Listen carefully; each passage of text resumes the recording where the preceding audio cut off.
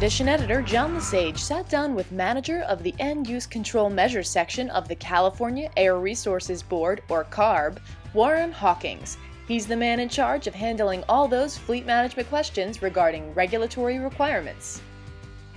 I do have lead staff that handle most of the questions, so they typically call one of my 3 staff members that handle either the urban bus or solid waste or public agency and utilities.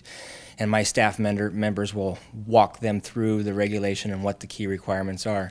Many times the questions are questions about funding. How are they going to meet the deadlines if their budgets are being cut?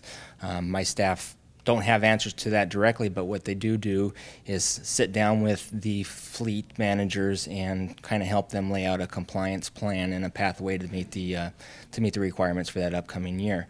I encourage my staff to work directly with the fleet managers to come up with that compliance plan, but also direct the fleet managers to many of the qualified installers that install the verified devices throughout the state.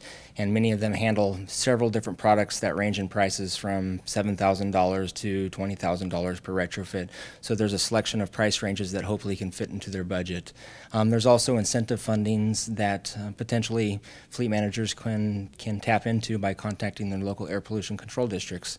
So staff encourages them to seek out incentive fundings and helps put them in the proper contact with the proper agencies. What about equipment and maintenance managers? What are they most concerned about these days with regulatory requirements? Many of them are concerned about actually the performance of the devices that they put on their vehicles to come into compliance with the regulation. There's a lot of, I would say, misinformation out there about retrofit devices, and in many cases they hear a story that a retrofit device has gone bad and it prevents the vehicle from going on the road. But of the many thousands and thousands of retrofits that are in use out there, a very small percentage has issues. So one of the things that fleet managers are concerned about and need to be concerned about is proper maintenance of their vehicles, because the healthier their engine is running, the more performance they will get out of that retrofit device on the tail end as it captures the exhaust coming out of the tailpipe.